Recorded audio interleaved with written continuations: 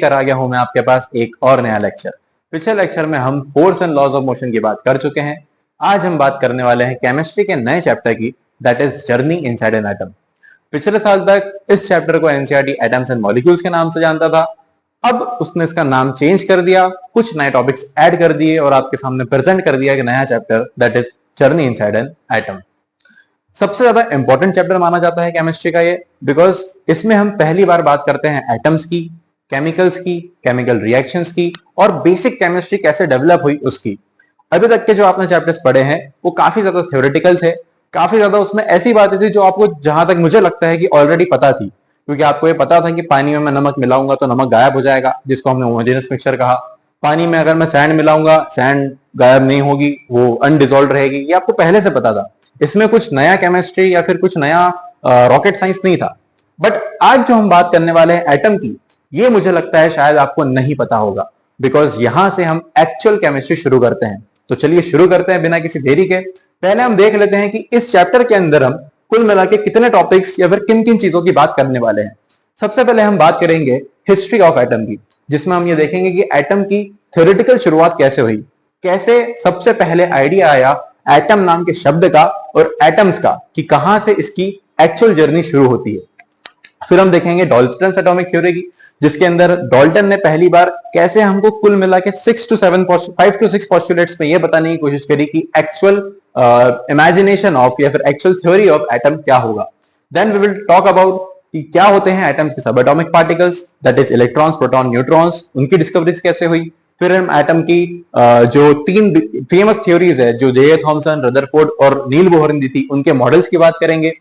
Atomic mass की बात करेंगे, एटॉमिक नंबर की बात करेंगे, वैलेंस इलेक्ट्रॉन्स की बात करेंगे, वैलेंसी की बात करेंगे, आइसोबार की बात करेंगे, आइसोटोप की बात करेंगे और फिर आखिरी में चैप्टर खत्म होगा।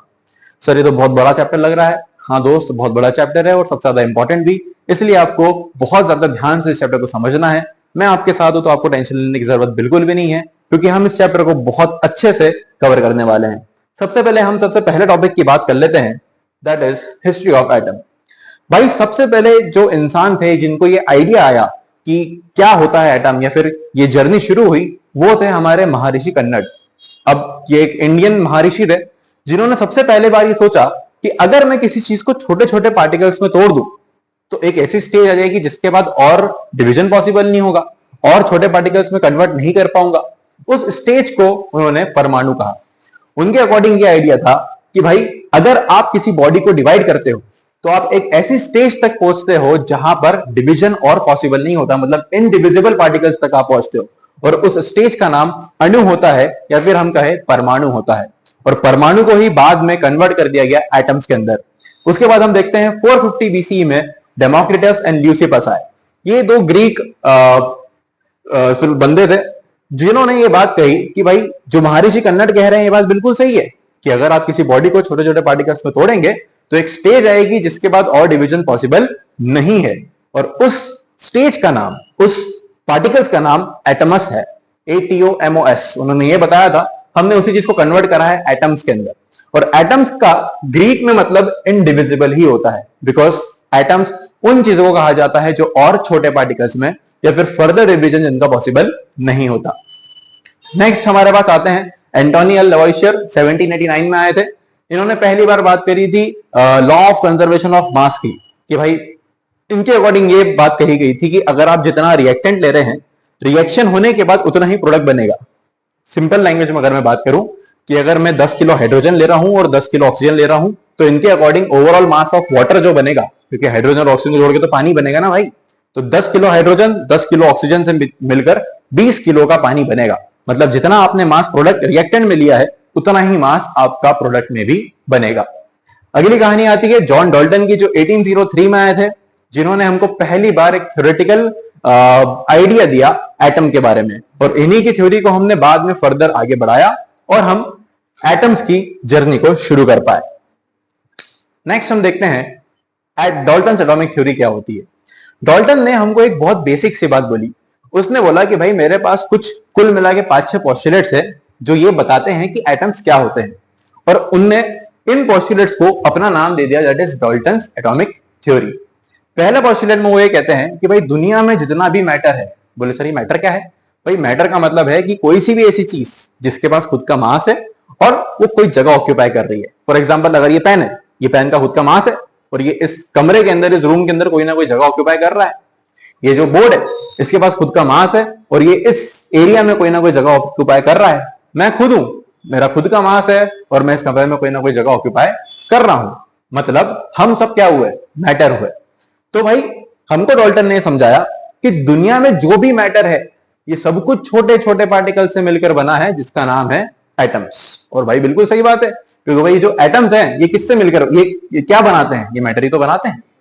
दूसरी बात उन्होंने बोली कि भाई ये जो एटम्स है इसके अंदर जो भी पार्टिकल्स रहेंगे इसको आप ना बना सकते हो ना आप डिस्ट्रॉय कर सकते हो। किसी भी केमिकल रिएक्शन में कोई भी एटम कभी डिस्ट्रॉय नहीं हो सकता।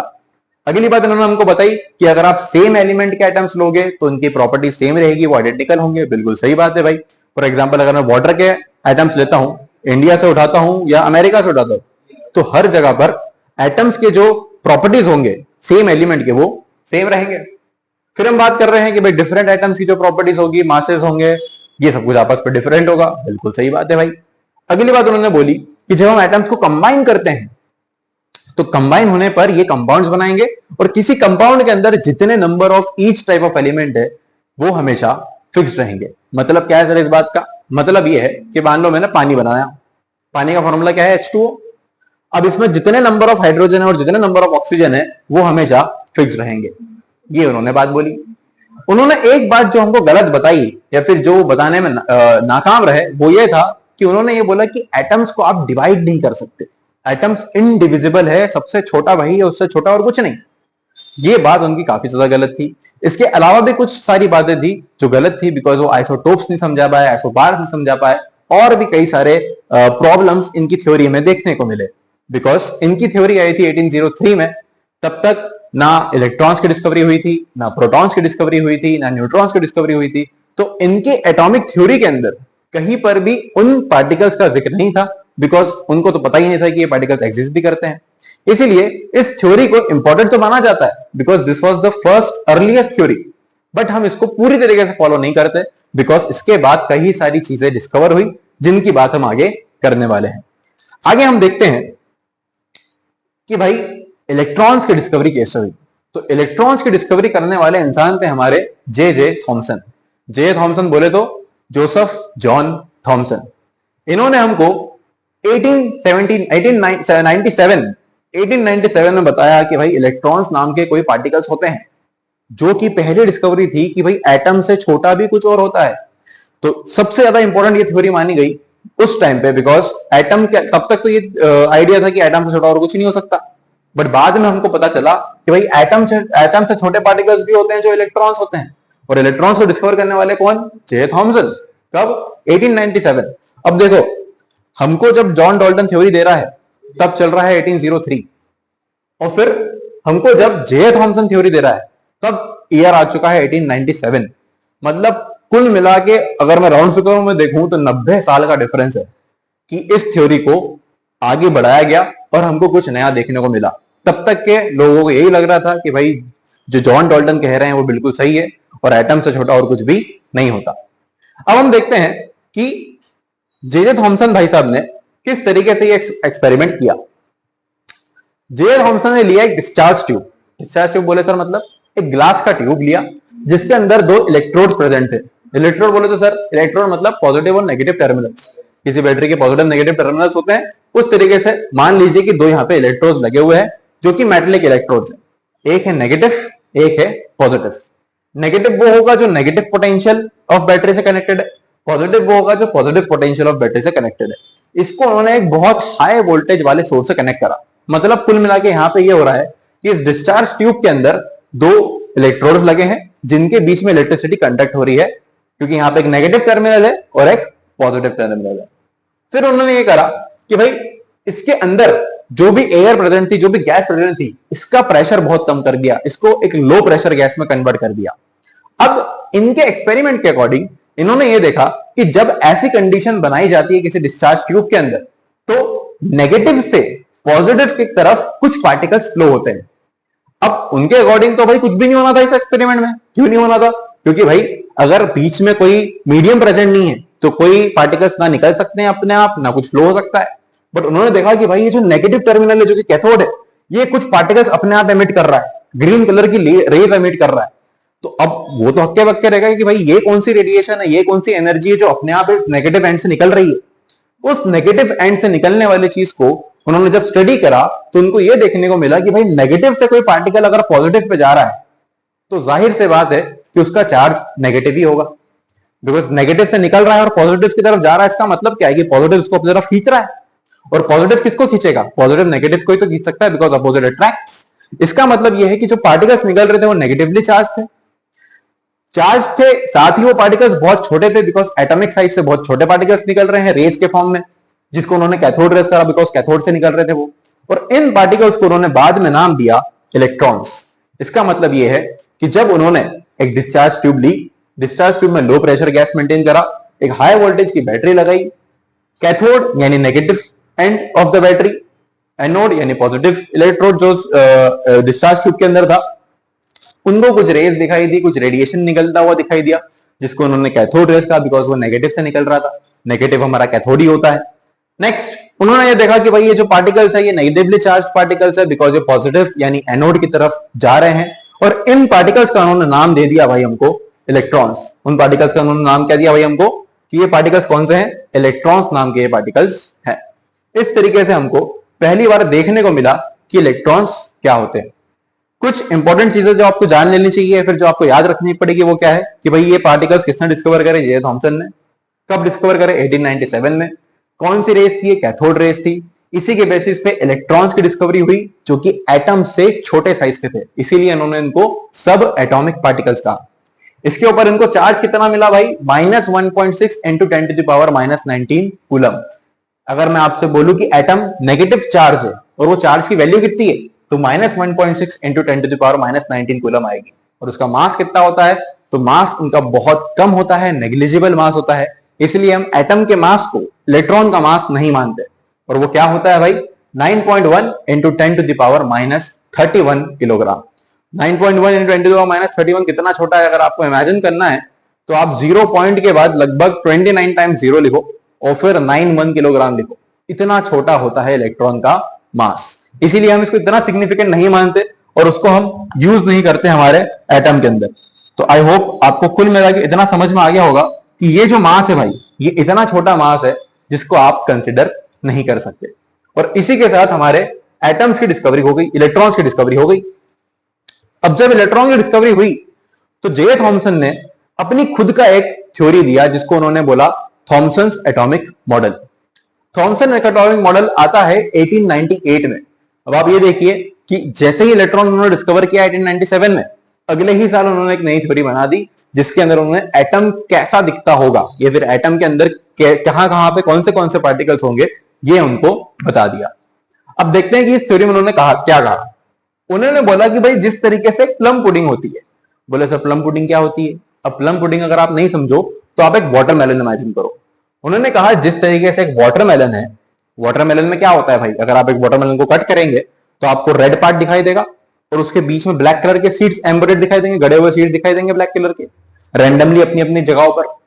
तो बोले भाई एक एटम को अगर आप कट करोगे बीच से तो एटम भी अंदर से ऐसा ही दिखेगा, जिसमें कि जो रेड पार्ट है वो पॉजिटिवली चार्ज स्फीयर होगा या फिर पॉजिटिव चार्ज को शो करेगा, और जो नेगेटिव चार्ज है दैट इज जो ब्लैक कलर के सीड्स होते हैं किसी वाटरमेलन में, वो इस नेगेटिव चार्ज यानी इलेक्ट्रॉन्स को शो करेंगे।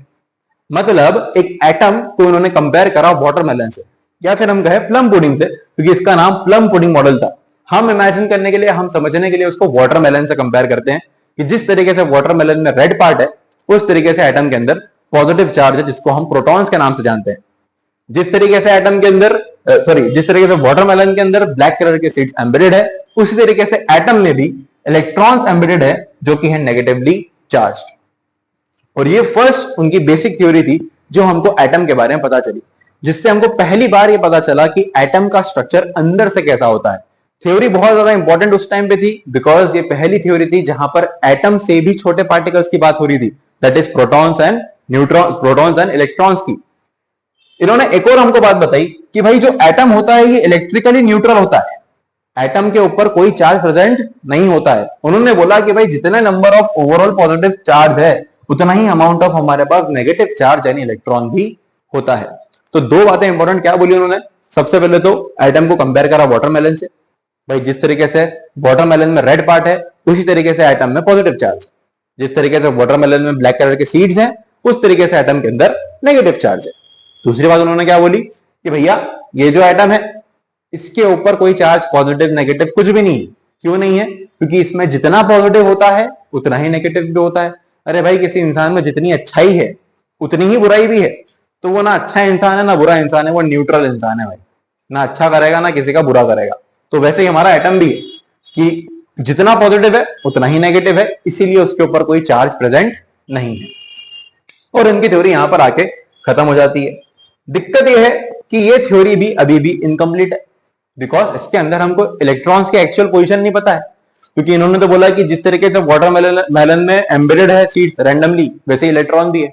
बट साइंस के अंदर कुछ भी रैंडम नहीं होता भाई, कुछ भी ऐसा नहीं होता कि हाँ भाई ये होता है इसको मान लो।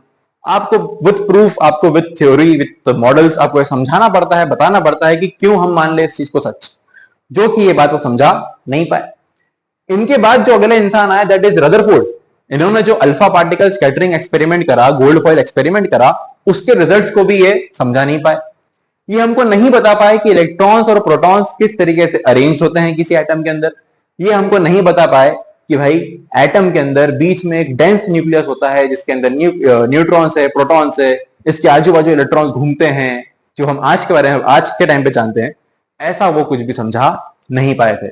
और इसीलिए हम थॉमसन के एटॉमिक मॉडल के प्रोज एंड कॉन्स समझ चुके हैं। प्रोज में हम ये समझ चुके हैं क्या सही बताया उन्होंने कि एटम के अंदर पॉजिटिव नेगेटिव चार्ज है, और क्या सही बताया कि भैया एटम के ऊपर कोई चार्ज प्रेजेंट नहीं होता है। बिल्कुल सही बात। क्या नहीं बता पाए? कहां पर इलेक्ट्रॉन प्रेजेंट है, किस तरीके से न्यूक्लियस नाम की चीज है या फिर न्यूट्रॉन्स नाम के पार्टिकल्स प्रेजेंट होते हैं। रदरफोर्ड के मॉडल ने जो एक्सपेरिमेंट्स बताए, जो रिजल्ट्स बताए, उसको समझा नहीं पाए। तो ये तीन ड्रॉबैक हमको याद रखने हैं। नेक्स्ट पार्ट में हम देखते हैं कि रदरफोर्ड भाई साहब का एक्सपेरिमेंट क्या था। अब रदरफोर्ड भाई साहब इसके काफी टाइम बाद आते हैं, कुल हम ये देखें ऑलमोस्ट 10-15 साल के बाद आते हैं, और 1911 में इनका पहला मॉडल देते हैं। रदरफोर्ड का मॉडल इंपॉर्टेंट इसलिए है बिकॉज रदरफोर्ड भाई साहब पहले वो इंसान थे जिन्होंने एक्सपेरिमेंटल बेसिस पे ये बताना समझा, जरूरी समझा कि एटम का अंदर का स्ट्रक्चर क्या है। अभी तक के हमको जो भी थ्योरीज मिल रही है वो एक थ्योरेटिकल थ्योरी है, वो एक अजम्पशन पे बेस्ड थ्योरी है जिसका कोई प्रूफ हमको नहीं पता। बट रदरफोर्ड, अर्नेस्ट रदरफोर्ड भाई साहब पहले हैं जिन्होंने एक एक्चुअल एक्सपेरिमेंट परफॉर्म करा। उस एक्सपेरिमेंट के रिजल्ट्स जो आए उनके बेसिस पे उन्होंने थ्योरी बनाई। मतलब ये कुल मिला के ऐसी बात है कि हमको विद प्रूफ पता चला पहली बार कि एटम के अंदर का स्ट्रक्चर, एटम के अंदर कहां पे क्या पार्टिकल्स प्रेजेंट होते हैं। इनके साथ इनके दो और स्टूडेंट्स भी थे जो थे हांस जीजर एंड अर्नेस्ट मार्सदेन। इन तीनों ने मिलकर इस थ्योरी को डेवलप किया और हमको सबसे पहले मिला हमारा गोल्ड फॉइल का एक्सपेरिमेंट। तो हम देखते हैं कि गोल्ड फॉइल का एक्सपेरिमेंट क्या था और गोल्ड फॉइल में गोल्ड फॉइल ही चूज क्यों करी, अल्फा पार्टिकल्स ही क्यों चूज करे, ये सब कुछ अपन देखने वाले हैं। इंपॉर्टेंस मुझे आई होप कि आपको समझ में आ गई होगी कि क्यों ये जो एटम है, ये जो थ्योरी है, ये इंपॉर्टेंट है। अब देखो, सबसे पहले अपन देख रहे हैं कि इन्होंने गोल्ड फॉइल को चूज क्यों करा। जब रदरफोर्ड ने समझा कि मुझे एक्सपेरिमेंट करना है तो सबसे पहले तो देख लेते हैं कि एक्सपेरिमेंट का आइडिया कहां से आया। भाई मान लीजिए मुझे इस कमरे के अंदर का स्ट्रक्चर पता करना है, मुझे ये पता करना है कि इस कमरे में कहां पर क्या चीज प्रेजेंट है, और मेरे पास ये कंडीशन दी जाए कि मैं इस कमरे के अंदर, इस रूम के अंदर नहीं आ सकता। अब मेरे पास दिमाग होना चाहिए पता करने के लिए इस रूम में बिना अंदर आए कि कैसे पता करूंगा कि कहां पर क्या प्रेजेंट है। कंडीशन ये भी है कि इस रूम के अंदर ना मैं देख सकता हूं, इस रूम के अंदर ना मैं किसी और को भेज सकता हूं। हाँ, ये जरूर है कि इस रूम के दरवाजे खुले हुए हैं और इस रूम के अंदर मैं कोई भी पार्टिकल्स को बाउंस कर सकता हूं, फेंक सकता हूं, बम्बार्ड कर सकता हूं। तो मैं क्या करूंगा, मैं ये करूंगा कि कुछ छोटे पार्टिकल्स इस रूम के अंदर स्मैश करूंगा और उन पार्टिकल्स की आवाज के बेसिस पे पता करूंगा कि कहां पर, कितनी दूर पर कौन सी चीज प्रेजेंट है। फॉर एग्जाम्पल, अगर यहां पे बहुत सारी चेयर प्रेजेंट है तो अगर मैं कोई पार्टिकल फेंकूंगा तो चेयर से टकराएगा, मुझे पता चलेगा कि भाई इसमें नीचे की तरफ कोई पार्टिकल प्रेजेंट है। प्लास्टिक क्या हो जाएगी, मैं समझ जाऊंगा चेयर नाम की कोई चीज प्रेजेंट है। जोर से फेंकूंगा, इस दीवार को टकराएगा ये पत्थर, तो मैं समझ जाऊंगा कि भाई दीवार के ऊपर इतने पार्ट में खाली स्पेस है, तो इस बेसिस पे ये आइडिया लगा पाऊंगा कि इस पर्टिकुलर एरिया में कितनी जगह खाली है, कितनी जगह ऑक्यूपाइड है, कहां पर प्लास्टिक की चीजें हैं, कहां पर मेटेलिक चीजें हैं, कहां पर दीवार है। यही सेम आइडिया आया रदरफोर्ड के दिमाग में। उन्होंने सोचा कि अगर मैं एटम के अंदर देख नहीं सकता, एटम के अंदर घुस नहीं सकता, तो मैं एटम के ऊपर चीजें बम्बार्ड तो कर सकता हूं, चीजें फेंक तो सकता हूं, स्कैटर तो कर सकता हूं। और उसी के बेसिस पर उन्होंने गोल्ड फॉइल एक्सपेरिमेंट करना चाहा। अब सवाल आता है कि सर ये तो समझ में आ गया कि एक्सपेरिमेंट का आइडिया क्या था, बट गोल्ड फॉइल क्यों ली? इसलिए ली भाई क्योंकि गोल्ड फॉइल जो है ये एक ऐसा मेटल है जो बहुत ज्यादा मेलिएबल है, बहुत ज्यादा पतली शीट्स में कन्वर्ट हो जाता है। पतली शीट जरूरी इसलिए थी बिकॉज जितने कम अमाउंट ऑफ एटम्स होंगे, जितने ज्यादा स्टेबल एटम रहेंगे, उनपे हम उतने पार्टिकल्स बम्बार्ड कर पाएंगे और वो हमको एक एक्चुअल रिजल्ट दे पाएंगे कि किस तरीके से छोटे छोटे पार्टिकल्स बिहेव कर रहे हैं। दूसरी चीज, ये इजीली अवेलेबल मेटल था। तीसरी चीज, ये बहुत ज्यादा स्टेबल था। चौथी चीज कि ये जो गोल्ड होता है ये बहुत ज्यादा अनरिएक्टिव होता है, बहुत कम रिएक्टिव होता है। सिंस ये कम रिएक्टिव है, इसलिए जब मैं पार्टिकल्स इसके ऊपर बम्बार्ड करूंगा, उन पार्टिकल्स के बम्बार्डिंग के बाद भी इसके ऊपर कोई फर्क नहीं पड़ेगा। इसीलिए उन्होंने गोल्ड फॉइल का सिलेक्शन किया। और चीजें देख लेते हैं हम कि गोल्ड फॉइल क्यों ली उन्होंने। तो सबसे पहले हमको देखता है कि भाई ये बहुत ज्यादा मेलिएबल मेटल था, जो हम बात कर चुके हैं। सेकेंडली, मेलिएबल मेटल था इसलिए बहुत छोटी छोटी थिन शीट्स के अंदर ये कवर हो सकता था। नेक्स्ट, गोल्ड फॉइल ऐसे पार्टिकल्स है जिसके थ्रू छोटे छोटे पार्टिकल्स, या फिर ऐसे फॉइल है जिसके थ्रू छोटे पार्टिकल्स पास आराम से हो सकते हैं, स्टेबली हो सकते हैं। थर्ड चीज, गोल्ड फॉइल अनरिएक्टिव है, इसीलिए एक्सपेरिमेंट के दौरान जो भी पार्टिकल्स हम इस पर बम्बार्ड करेंगे उसके ऊपर कोई फर्क नहीं पड़ेगा। और गोल्ड फॉइल कितनी छोटी हो सकती है भाई? 10⁻⁻7 मीटर तक की छोटी या फिर पतली फॉइल बन सकती है। इसीलिए उन्होंने इस फॉइल का सिलेक्शन करा।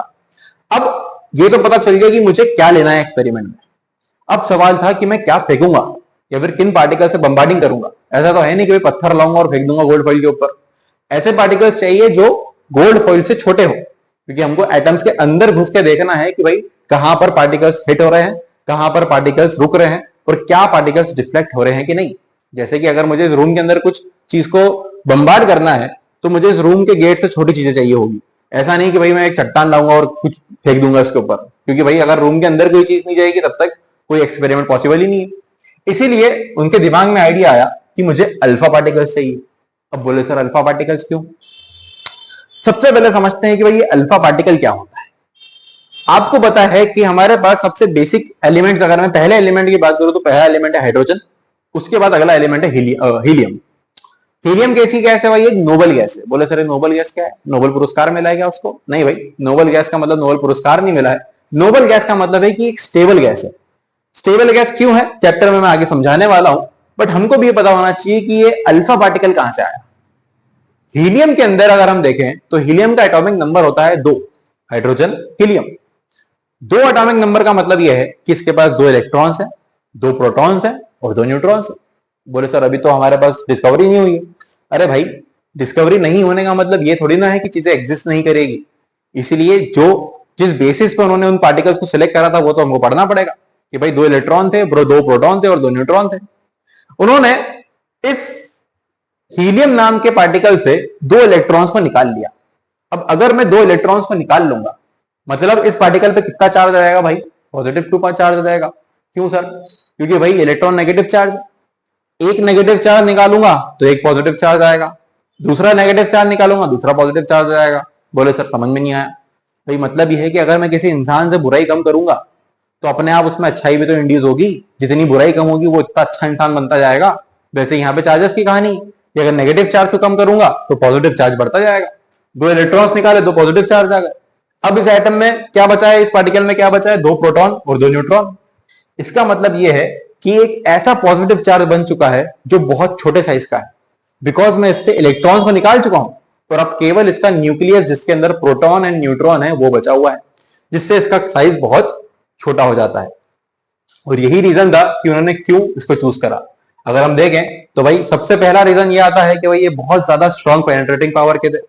सेकेंडली, अल्फा पार्टिकल्स जो होते हैं ये बहुत छोटे पार्टिकल्स होते हैं जो एटम्स के अंदर घुस सकते हैं। थर्ड चीज, बहुत इजीली अवेलेबल है और इनके ऊपर किसी भी फील्ड का फर्क नहीं पड़ता। ये किसी फील्ड से खुद को डिफ्लेक्ट नहीं करते, ये रीजन था इनके अल्फा पार्टिकल्स को चूज करने का। यहाँ पर अगर अपन देखें ध्यान से तो हमको पता है कि यहाँ पे 2 प्रोटॉन है और 2 न्यूट्रॉन है, इसके अलावा और कुछ भी प्रेजेंट नहीं है। अब समझते हैं कि भाई एक्सपेरिमेंट में हमको क्या देखने को मिला और कैसे हुआ एक्सपेरिमेंट। तो भाई गोल्ड फॉइल एक्सपेरिमेंट कुछ ऐसा दिखाई देता है। यहाँ पर अल्फा पार्टिकल का क्या कहते हैं बम्बार्डर है कि भाई पार्टिकल्स यहाँ से एमिट करेगा, अल्फा पार्टिकल्स की बीम निकल रही है, बीच में रखी है गोल्ड फॉइल और इसके पीछे लगा दी है जिंक सल्फाइड की एक स्क्रीन। जिंक सल्फाइड की जो स्क्रीन है, जिंक सल्फाइड की जो स्क्रीन है ये हमको बताएगी कि भाई अगर पार्टिकल्स यहां पे हिट हुए तो पार्टिकल्स कहां पे हिट हो रहे हैं और कैसे हिट हो रहे हैं। जब एक्सपेरिमेंट किया जाएगा तो हमको जो अल्फा पार्टिकल मिलेगा वो जिंक सल्फाइड की स्क्रीन पे मिलेगा, ताकि हम समझ सके कि पार्टिकल्स एटम्स के अंदर से निकलने के बाद कैसे बिहेव करते हैं। देखते हैं भाई ऑब्जर्वेशन क्या थी। जब ये एक्सपेरिमेंट हुआ तो साइंटिस्ट ने ये सोचा था कि भाई जे थॉमसन की थ्योरी तो सही है और उसकी थ्योरी अगर सही है तो पार्टिकल्स के अंदर एटम्स के अंदर मैक्सिमम जगह खाली होगी, और मैक्सिमम जगह अगर खाली होगी इसका मतलब ये है कि भाई पार्टिकल्स आर पार चले जाएंगे, जो हमारे अल्फा पार्टिकल्स है गोल्ड फॉइल के एटम्स के आर पार चले जाएंगे, कोई डिफ्लेक्शन शो नहीं करेंगे, कुछ हल्का बहुत डिफ्लेक्शन होगा तो होगा और उससे ज्यादा और कुछ देखने को नहीं मिलेगा। बट ये जब एक्सपेरिमेंट हुआ तो उनके होश उड़ गए, क्योंकि उनको 3 अलग अलग ऑब्जर्वेशन देखने को मिल गई जो उन्होंने सोची ही नहीं थी, और जो रदरफोर्ड जो जे थॉमसन के मॉडल से के रिजल्ट से बिल्कुल भी मैच नहीं हो रही थी। कौन से 3 ऑब्जर्वेशन थे वो? पहला ऑब्जर्वेशन था कि जब उन्होंने पार्टिकल्स फेंके तो मैक्सिमम पार्टिकल्स जो हमारे अल्फा पार्टिकल्स थे ये आर पार चले गए, बिना किसी डिफ्लेक्शन के चले गए, सीधे के सीधे। दूसरा उन्होंने देखा कि भाई कुछ पार्टिकल जब बाहर निकल रहे हैं तो छोटे छोटे एंगल्स बना रहे हैं, जो उन्होंने थोड़ा बहुत एक्सपेक्ट करा था। बट ये पार्टिकल्स उन्होंने ये एक्सपेक्ट नहीं करा था कि बहुत सारे रैंडम एंगल्स बनेंगे और पार्टिकल्स लगातार छोटे छोटे एंगल्स बना के डिफ्लेक्ट होते रहेंगे। तीसरी चीज उन्होंने देखा कि हर 12,000 में से एक एटम, एक अल्फा पार्टिकल जैसा जा रहा था वैसा का वैसा वापस आ रहा था, मतलब एक बाउंस बैक वाला इफेक्ट देखने को मिल रहा था। और ये सबसे ज्यादा एस्टोनिशिंग चीज थी उनके लिए, बिकॉज उनको ये समझ में नहीं आ रहा था कि पार्टिकल बाउंस बैक क्यों हो रहा है, क्योंकि जे थॉमसन की थ्योरी के अकॉर्डिंग तो मैक्सिमम जगह इस एटम के अंदर खाली होनी चाहिए और पार्टिकल्स बिना किसी डिफ्लेक्शन के जाना चाहिए। तो ये कुल मिला के 3 चीजें उनको देखने को मिली कि एटम के अंदर और कुछ भी प्रेजेंट है, इस इलेक्ट्रॉन के अलावा भी और कुछ पार्टिकल्स या फिर हैवी मासेस प्रेजेंट है। अब हम देखते हैं कि इन ऑब्जर्वेशन के बेसिस पर उन्होंने क्या कंक्लूजन निकाला। सबसे पहला तो कंक्लूजन ये था कि भाई जो पार्टिकल्स आर पार इतने जा रहे थे उसके बेसिस पर उन्होंने बोला कि एटम के अंदर जो मैक्सिमम जगह है वो खाली है, और यही बात हमको जे थॉमसन भी बोल चुका है। दूसरा ऑब्जर्वेशन जो उनको देखने को मिला कि भाई स्मॉल एंगल्स बना रहे हैं पार्टिकल्स, स्मॉल एंगल्स बनाने के बेसिस पर उन्होंने कंक्लूजन ये निकाला कि भाई एटम के अंदर कुछ हल्के मासेस हैं जो इसके अंदर रिवॉल्व कर रहे हैं, जो इसके अंदर रैंडम जगहों पर है, जिसके वजह से पार्टिकल स्मॉल एंगल बना रहे हैं। तीसरी जो उनकी ऑब्जर्वेशन थी कि भाई जो एटम्स है वो बाउंस बैक हो रहा है, जो हमारा अल्फा पार्टिकल है बाउंस बैक हो रहा है, उसके बेसिस पर उन्होंने बोला कि भाई इस एटम के अंदर कहीं पर कुछ बहुत भारी चीज प्रेजेंट है, और वो जो भारी चीज है वो इस एटम के सेंटर पर प्रेजेंट है, जिसको हम न्यूक्लियस का नाम दे रहे हैं। और उस न्यूक्लियस के जब एटम टकराता है, जब अल्फा पार्टिकल टकराता है तो बाउंस बैक हो जाता है। तो 3 कंक्लूजन क्या निकले कि एटम के अंदर मैक्सिमम जगह खाली है। दूसरी, जिन पार्टिकल्स के वजह से हमारे अल्फा पार्टिकल स्मॉल एंगल बना के डिफ्लेक्ट हो रहे हैं वो पार्टिकल्स नेगेटिवली चार्ज या फिर हल्के मासेस है जो न्यूक्लियस के अराउंड घूम रहे हैं। और तीसरी बात कि भाई जो पार्टिकल्स बाउंस बैक हो रहे हैं वो क्यों हो रहे हैं, कि भाई जो मैक्सिमम मास वाला चीज है जो कि न्यूक्लियस है, जो सेंटर पर प्रेजेंट है एटम के, उस भारी मास की वजह से, उस हैवी मास की वजह से पार्टिकल्स बाउंस बैक हो रहे हैं। कुल मिला के इन्हीं बातों ने फिर हमको हमारी एक्चुअल रदरफोर्ड की एटॉमिक थ्योरी दी, जिसमें उन्होंने बोला कि भाई किसी भी एटम के अंदर जो इलेक्ट्रॉन्स होते हैं वो पॉजिटिव चार्ज न्यूक्लियस के अराउंड एक सर्कुलर ऑर्बिट में रिवॉल्व करते हैं। दूसरी बात उन्होंने कही कि एटम के अंदर जो मैक्सिमम जगह है वो खाली है। तीसरी बात उन्होंने कही कि एटम का जितना भी मास है वो उसके सेंटर पे यानी उसके न्यूक्लियस पर प्रेजेंट है। और चौथी बात उन्होंने बोली कि ये जो इलेक्ट्रॉन्स रिवॉल्व करेंगे ये फिक्स्ड सर्कुलर ऑर्बिट्स होते हैं, उसमें रिवॉल्व करते हैं। और ये कुल मिला के पूरी बातचीत थी हमारे रदरफोर्ड के थ्योरी की। रदरफोर्ड एटॉमिक मॉडल्स के कई सारे नाम्स हैं जिनको हम बोलते हैं alpha particle bombarding experiment, alpha ray scattering experiment, then gold foil experiment, planetary model of atom, because जो भी चीजें इसके अंदर यूज हुई है उस बेसिस पर इसका नाम रखा गया है। प्लैनेटरी मॉडल क्यों बोलते हैं, क्योंकि जिस तरीके से सन होता है हमारे सेंटर पे, गैलेक्सी के हमारे सोलर सिस्टम के सेंटर पे सन है, उसके आजू बाजू प्लैनेट्स रिवॉल्व कर रहे हैं इलेप्टिकल ऑर्बिट्स में, उसी तरीके से इस थ्योरी में क्या है कि भाई बीच में सन की जगह पर है न्यूक्लियस और इलिप्टिकल ऑर्बिट्स की जगह सर्कुलर ऑर्बिट्स है जिसमें इलेक्ट्रॉन्स रिवॉल्व कर रहे हैं। अभी इस थ्योरी में कहीं पर भी ये नहीं बताया गया कि भाई इस न्यूक्लियस के अंदर न्यूट्रॉन है, क्योंकि न्यूट्रॉन की डिस्कवरी अभी तक के भी नहीं हुई है। उन्होंने बोला कि भाई जो न्यूक्लियस है वो पॉजिटिव चार्ज को कंटेन करता है और उसमें पॉजिटिव चार्ज यानी प्रोटॉन रहते हैं। कब हुई थी ये थ्योरी? 1911 में प्रोटॉन की डिस्कवरी के बाद आई थी। ठीक है, इलेक्ट्रॉन्स डिस्कवर हुए, फिर हमको जो थ्योरी दी थी वो हमारे रदरफोर्ड भाई साहब ने दी थी। फिर इसके बाद आते हैं सॉरी जे थॉमसन ने दी, इसके बाद आते हैं रदरफोर्ड। अब हम बात करेंगे आगे कि कौन सी ऐसी चीजें थी जो ये रदरफोर्ड भाई साहब भी समझा नहीं पाए। देखिए भाई, सबसे पहले तो ये हमको समझा नहीं पाए कि अगर इलेक्ट्रॉन घूम रहा है तो भाई फिजिक्स वाले भी तो केमिस्ट्री में टांग अड़ाएंगे। उन्होंने बोला कि भाई क्लासिकल फिजिक्स के अकॉर्डिंग ये होता है कि अगर कोई चीज रिवॉल्व कर रही है तो घूमते घूमते उसका एक्सेलरेशन बार बार चेंज होगा, उसकी एनर्जी कम होनी चाहिए कायदे से। और अगर इलेक्ट्रॉन्स की एनर्जी कम होगी तो एक पॉइंट आएगा जब पॉजिटिव न्यूक्लियस इस नेगेटिव इलेक्ट्रॉन को अपनी तरफ खींच लेगा, और अगर ऐसा होता है तो एटम डिस्ट्रॉय हो जाएगा। बट एटम एक्चुअली में डिस्ट्रॉय तो कभी नहीं होता।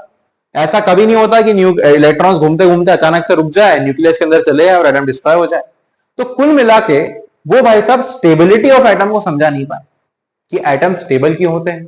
समझ में आई बात? एटम स्टेबल क्यों होते हैं, इसकी जो आंसर था, इसका जो रीजन था, वो हमको रदरफोर्ड के मॉडल में कहीं देखने को नहीं मिला। क्योंकि इसके मॉडल के अकॉर्डिंग क्या है कि न्यूक्लियस बीच में है और सर्कुलर ऑर्बिट में इलेक्ट्रॉन्स घूम रहे हैं, और अगर सर्कुलर ऑर्बिट में इलेक्ट्रॉन घूमेगा तो एनर्जी कम होनी चाहिए। एनर्जी कम होगी तो इलेक्ट्रॉन न्यूक्लियस के अंदर चले जाएगा, बिकॉज इलेक्ट्रॉन नेगेटिव चार्ज है, न्यूक्लियस पॉजिटिव चार्ज है, दोनों एक दूसरे को अट्रैक्ट करेंगे और इलेक्ट्रॉन डिस्ट्रॉय हो जाएगा। लेकिन ऐसा हो रहा है क्या? नहीं हो रहा है। साइंटिस्ट का वही सवाल था कि ऐसा क्यों नहीं हो रहा भाई साहब रदरफोर्ड, ये बताओ हमको। और उसके मॉडल में ऐसा कहीं पर भी कुछ नहीं आया जिसके बेसिस पर हम इसका जवाब दे सके। अगली बात हमको क्या पता नहीं चल पाई कि भाई जो इलेक्ट्रॉन घूम रहे हैं उनका अरेंजमेंट क्या है, कितने शेल प्रेजेंट होंगे, कितने सर्कुलर ऑर्बिट होंगे, उसमें इलेक्ट्रॉन कहाँ पे कैसे अरेंज होंगे, ये कुछ भी नहीं मालूम। और आपको साइंस में तो पता ही है कि हम कुछ भी हवा में नहीं बोल सकते। अगर आप ये बोल रहे हो कि इलेक्ट्रॉन्स सर्कुलर ऑर्बिट में घूमेंगे तो आपको पता होना चाहिए कि कितने इलेक्ट्रॉन्स किस ऑर्बिट में या फिर कितने ऑर्बिट्स रहेंगे। इन सब का कोई हिसाब इनके मॉडल में तो हमको देखने को नहीं मिला। और इसके बेसिस पे नील बोहर भाई साहब को बहुत कॉन्फिडेंस आ गया कि भाई मैं बताता हूं ऐसी थ्योरी जिसमें कोई गलती नहीं आएगी। और थोड़े वो चालाक भी थे, बिकॉज रदरफोर्ड की ही थ्योरी को कंटिन्यू करते हुए उन्होंने हमको सिर्फ ये रीजन बता दिया कि एटम स्टेबल क्यों है। और जब मैं आपको थ्योरी बताऊंगा तो आपको ये देखने को मिलेगा कि उसमें भी कुछ खास चीज नहीं बताई, बस एक बेसिक सी बात बता के हमको चुप करा दिया कि भाई क्या होती है एटम की स्टेबिलिटी। आगे बढ़ते हैं। आगे बढ़ के हम देखते हैं अब कि प्रोटॉन्स की डिस्कवरी किसने और कब करी। प्रोटॉन्स की डिस्कवरी हुई थी 1886 में भाई।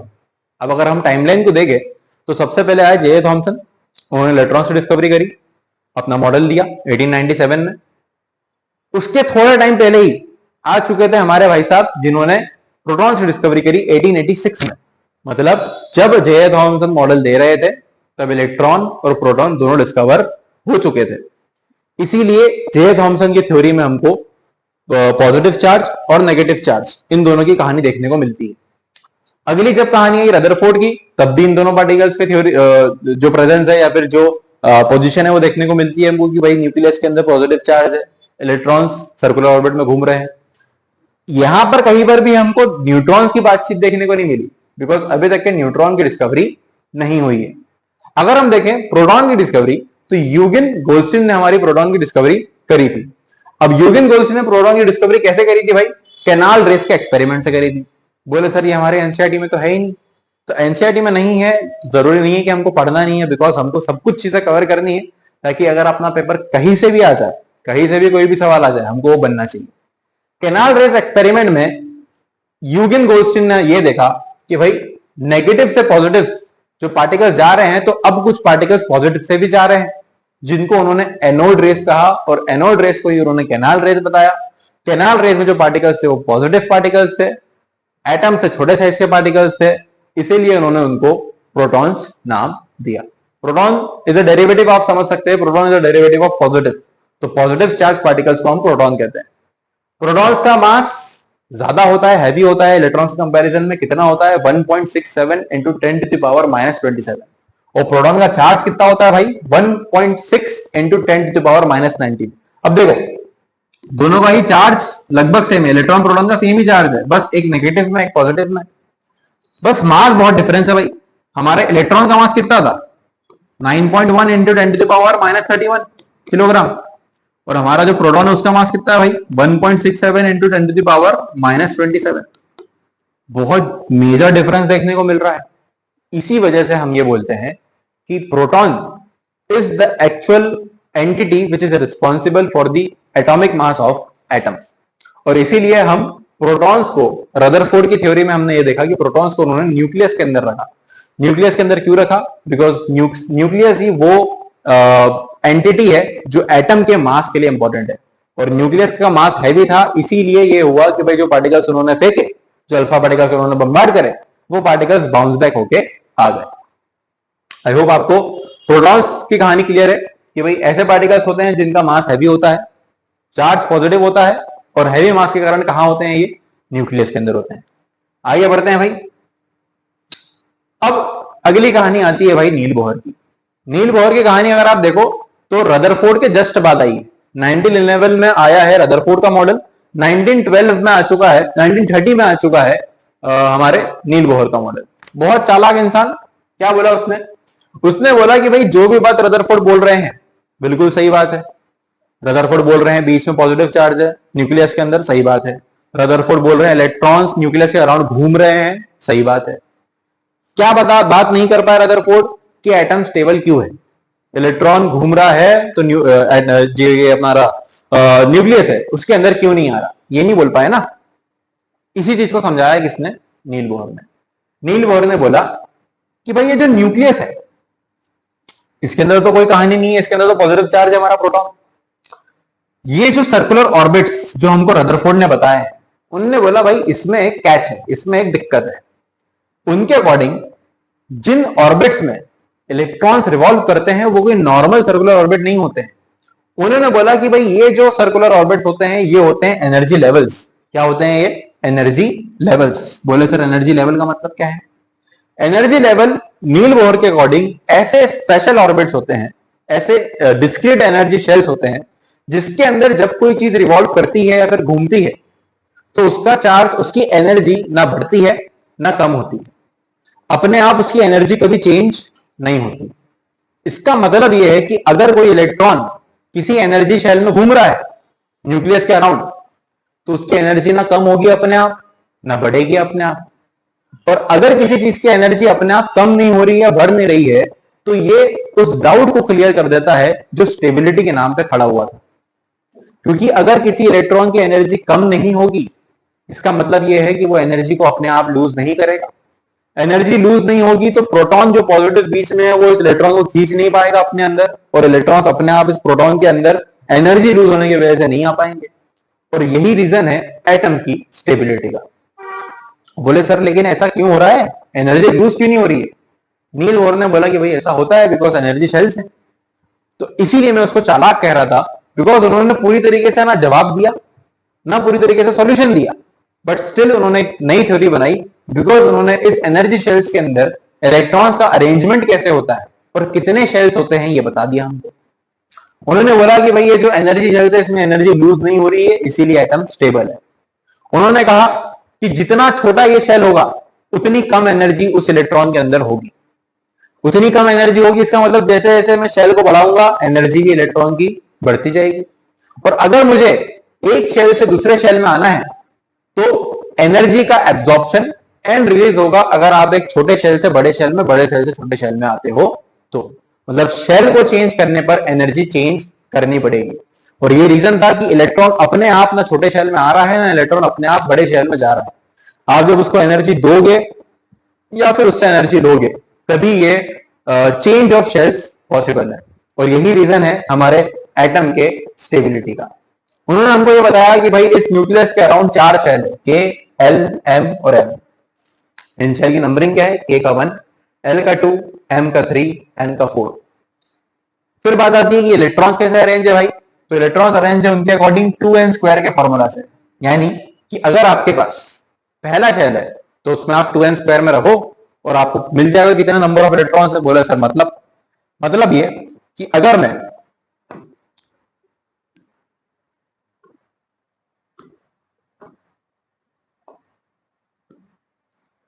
पहले शेल की बात करूं, पहला शेल कौन सा है? के। इसका नंबर कितना है भाई? 1। फॉर्मूला क्या है? 2n स्क्वायर, यानी 2 इंटू 1 का स्क्वायर। 2 इंटू 1 का स्क्वायर मतलब 2 इंटू 1, इसका मतलब 2। मतलब पहले शेल में, के शेल में कितने इलेक्ट्रॉन्स आएंगे? 2 इलेक्ट्रॉन्स आएंगे। दूसरा शेल कौन सा है भाई? एल। नंबर क्या है भाई? 2। फॉर्मूला 2n स्क्वायर, 2 इंटू 2 का square, 2 into 4, this will B 8। दूसरा शेल में कितने इलेक्ट्रॉन्स है भाई? 8। तीसरा आया m, मतलब 3 नंबर, 2n स्क्वायर, 2 इंटू 3 का स्क्वायर, यानी 2 इंटू 9, दिस विल बी 18। चौथा यानी n, नंबर क्या है? 4। अब नंबर अगर 4 है तो 2 इंटू 4 का square, this will be 2 into 16, this will come out as 32। यानी किस तरीके से इलेक्ट्रॉन जा रहा है समझ में आया भाई? किस तरीके से जा रहा है? 2, 8, 18, 32। इस तरीके से अरेंज्ड है इलेक्ट्रॉन्स किसी एटम के अंदर, ये हमको नील बोहर ने बताया। तो नील बोहर ने उनकी थ्योरी से बहुत सारे डाउट्स क्लियर कर दिए और उस टाइम की सबसे अच्छी थ्योरी बन गई 1913 में, जिसमें उन्होंने एनर्जी शेल्स की मदद से ये बताया कि एटम स्टेबल क्यों है। उनके अकॉर्डिंग एनर्जी शेल्स के अंदर एनर्जी रेडिएट नहीं हो रही है, एनर्जी कम ज्यादा नहीं हो रही है अपने आप, इसीलिए एटम स्टेबल है। उन्होंने हमको बताया कि कितने शेल्स प्रेजेंट है, 1 2 3 4 KLMN। उन्होंने हमको ये बताया कि इन शेल्स के अंदर कितने नंबर ऑफ मैक्सिमम इलेक्ट्रॉन्स जा सकते हैं। तो 2n स्क्वायर से कितना निकला है? 2, 8, 18 और 32। 2, 8, 18, 32। बोले सर ये मॉडल सबसे अच्छा मॉडल हो गया, इसके अलावा तो और कुछ भी नहीं है, क्योंकि जो डाउट आया वो क्लियर कर दिया है। नहीं भाई, इसके बाद और डाउट्स आए। इसके बाद जीमन इफेक्ट नाम की चीज आई, इसके बाद स्टार्क इफेक्ट नाम की चीज आई, इसके बाद लाइन स्पेक्ट्रम ऑफ हाइड्रोजन आ गया, बहुत सारी चीज आई जो आपके फर्दर 11th 12th के सिलेबस में आप देखते हो। वो बातें ये मॉडल नहीं समझा पाया और वही इस महान मॉडल के ड्रॉबैक्स बन गए। अगर हम इसके ड्रॉबैक्स देखें तो उसमें ऐसी चीजें आपको देखने को मिलेगी जिनके बारे में आपने कभी सुना नहीं। जैसे कि भाई सबसे पहले पॉइंट को अगर अपन छोड़ दे तो दूसरा बात की स्पेक्ट्रल लाइंस नहीं समझा पाया। दूसरा Zeeman effect, Stark effect, intensity of spectral lines. अब ये सर स्पेक्ट्रल लाइंस क्या है, जीमन इफेक्ट क्या है, स्टार्क इफेक्ट क्या है, ये सब आप 11th 12th में पढ़ोगे। इसीलिए आपकी एनसीईआरटी के अंदर भी कोई भी ड्रॉबैक्स रदरफोर्ड मॉडल, सॉरी नील बोहर मॉडल के नहीं गिवन है। इसका मतलब ये नहीं कि नील बोहर के मॉडल में कोई ड्रॉबैक नहीं था, ड्रॉबैक्स थे, बट सिंस वो आपके सिलेबस में नहीं है, वो चीजें आपके नॉलेज में नहीं है, इसलिए उसको इंक्लूड नहीं किया गया। तो एक चीज जो हम समझ सकते हैं वो ये है कि नील बोहर के मॉडल के टाइम पे 98 एलिमेंट्स डिस्कवर हुए थे। उन 98 एलिमेंट्स में से केवल हाइड्रोजन जैसे जो छोटे एलिमेंट्स थे उनके ऊपर ही नील बोहर का मॉडल काम कर रहा था। उससे ज्यादा एटॉमिक नंबर वाले या फिर बड़े एटम्स के ऊपर ये मॉडल काम नहीं कर रहा था। इसलिए यहां लिखा है कि हाइड्रोजन लाइक एटम्स के ऊपर ही यह मॉडल काम कर रहा था और यही सबसे बड़ा ड्रॉबैक आया नील बोहर के मॉडल का, जिसके वजह से हम नील बोहर के मॉडल को भी आज के टाइम पे कंटिन्यू नहीं करते हैं। आज के टाइम पे एट प्रेजेंट हम देखें तो quantum mechanical model of atom use किया जाता है। अगर उसमें भी कोई थ्योरी निकली, उसमें भी कोई ड्रॉबैक निकला तो उसको भी हम सही ना मान के और रिसर्च आगे करेंगे। बिकॉज एटम या फिर हम बात करें केमिस्ट्री, फिजिक्स भी at the same time they are the undiscovered subjects जिनके ऊपर अभी भी रिसर्च चल रही है, अभी भी डिस्कवरीज हो रही है।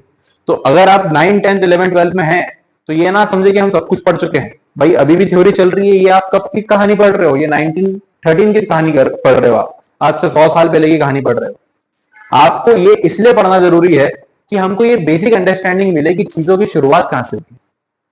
तो आई होप आपको ड्रॉबैक्स भी क्लियर हो गए होंगे। नेक्स्ट हम बात करते हैं न्यूट्रॉन की डिस्कवरी की। न्यूट्रॉन की डिस्कवरी भाई साहब किसने करी?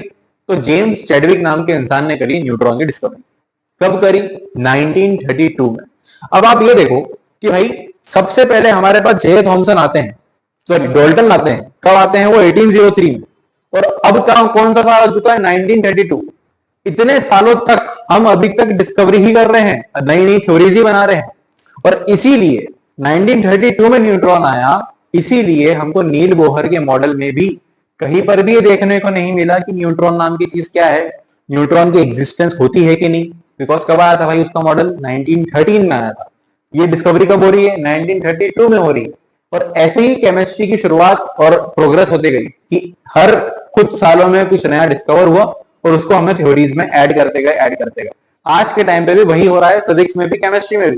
कई सारे सवाल है जो अभी तक के जिनके जवाब हमको देखने को नहीं मिलते, जैसे कि अगर न्यूक्लियस के अंदर पॉजिटिव चार्जेस है, पॉजिटिव चार्ज तो आपस में रिपल्शन करेंगे ना भाई, तो न्यूक्लियस भी स्टेबल है क्या? नहीं, लेकिन फिर भी वो स्टेबल होता है। क्यों स्टेबल होता है नहीं मालूम। अभी रिसेंटली कुछ चीजें डिस्कवर हुई है, कुछ ऐसे पार्टिकल्स डिस्कवर हुए हैं जो रिस्पॉन्सिबल होते हैं, एनर्जी पार्टिकल्स हैं, मतलब अपने आप में ही वो एक तरीके की एनर्जी है जो न्यूक्लियस की स्टेबिलिटी के लिए रिस्पॉन्सिबल है। वो अभी अभी डिस्कवर हुआ है कुछ 1-2 साल पहले। तो अभी भी इन चीजों पे थ्योरीज बन रही है, डिस्कवरीज हो रही है। बात करते हैं हम न्यूट्रॉन की। जेम्स चैडविक ने ब्रेक थ्रू एक्सपेरिमेंट करा।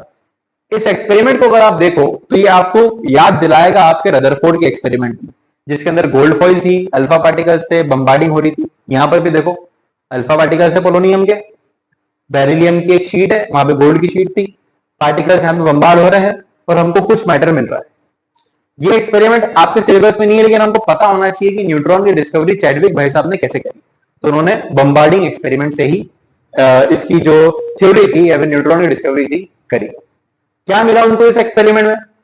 उनको ये मिला कि भाई कुछ ऐसे पार्टिकल्स है जो बहुत ज्यादा हैवी है, बट उनके ऊपर किसी भी तरीके की फील्ड का कोई फर्क नहीं पड़ रहा है। अगर कोई फर्क नहीं पड़ रहा है, कोई इलेक्ट्रिक चार्ज नहीं है उनके पास, इसका मतलब यह है कि वो पार्टिकल्स चार्जलेस है। और चार्जलेस पार्टिकल्स है मतलब ना पॉजिटिव है ना नेगेटिव। और जो पार्टिकल्स नेगेटिव ना पॉजिटिव होंगे वो कैसे होंगे भाई? जो इंसान अच्छा है ना बुरा है, वो कैसा होगा? न्यूट्रल इंसान होगा।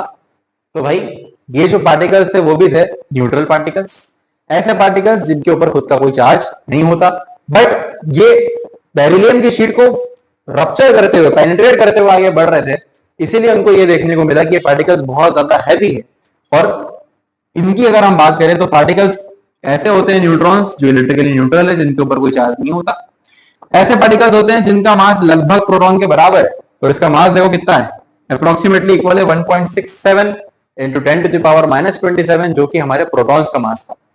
कहां पर होते हैं भाई? न्यूक्लियस के अंदर होते हैं।